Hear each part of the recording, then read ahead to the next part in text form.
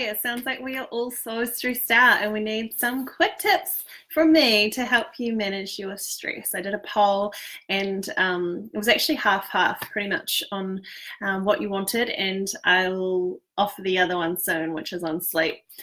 Anyway, so talking about managing our stress, I wanted to give you some quick fire tips to practically manage it on like at the time, like in the moment.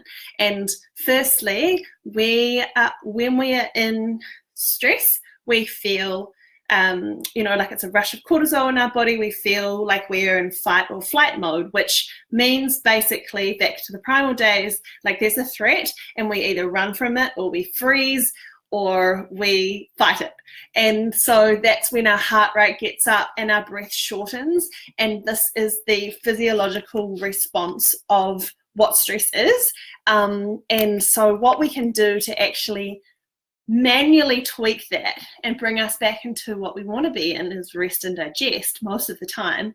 So, and the way to do that is breathing. And so this is actually the quickest way to access that.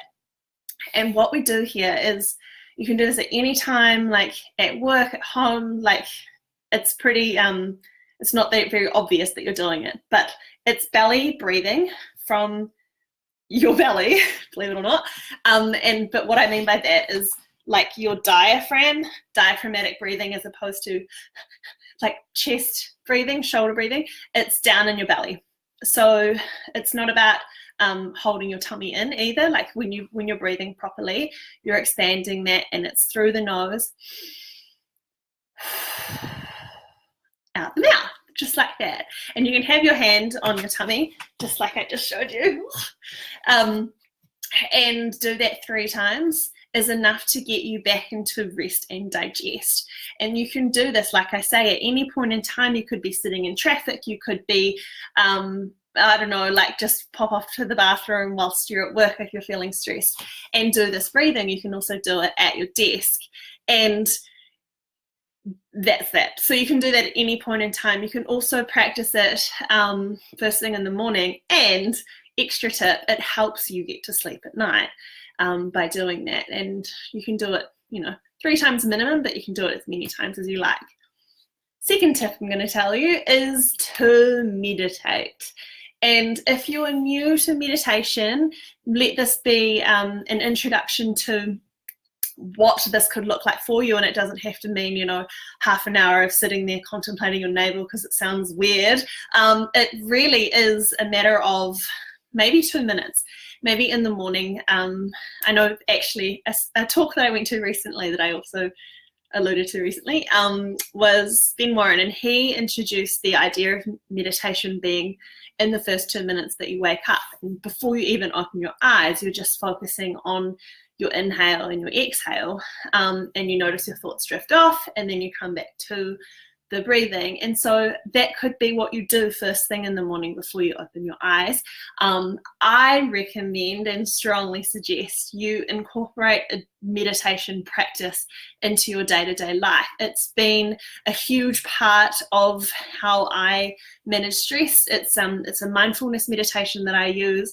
There are free apps such as Insight Timer. I'm a big fan of Headspace, and I know a lot of my clients end up going with Headspace maybe because of my recommendation, or just because they like the voice and they like the science behind supporting what meditation does for us, as well as the cool graphics. And it's just, I don't know, you've got to find your one that you like.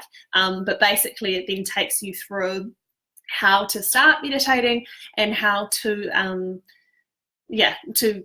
keep coming back to your breath, which teaches us to remove ourselves from those thoughts. And it's often these thoughts that are creating the stress for us. So the more we are able to be present in our body, the less we experience the stress.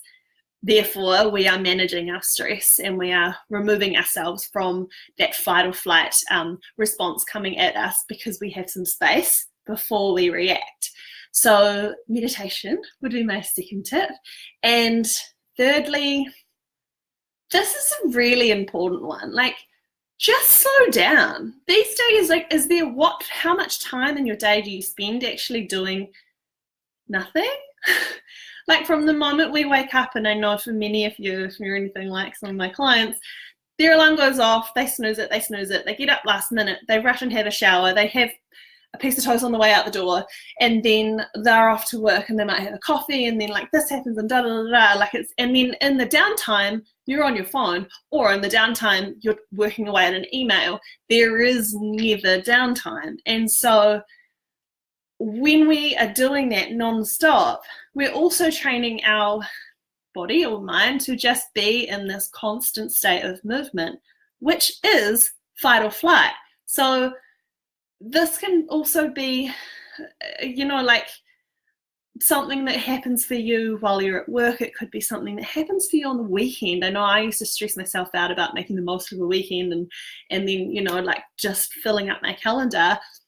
It could be, you know, for mums, you've just constantly got, you know, the next thing to do, next thing to do. It could be as simple as you're always running late and you're always leaving things to the last minute. So you are constantly in that fight or flight response where it's never enough and you're never there, never there. So all I'm saying from all of this, I'm getting exhausted just talking about it, is to slow down and maybe to take a look at your to-do list for the day, or your, you know, your task list or your calendar, amount of meetings you've got scheduled, and just simplify it. Like, what if you can just focus on 3 things today that need to be done, or, you know, that you'll be stoked if they get done by the end of the day, and start to, and 3, you know, like whatever number it is, but start to peel back and really look at creating a bit of extra space in your life, however that looks for you. So it may be having some me time and, you know, like just going and sitting in a cafe by yourself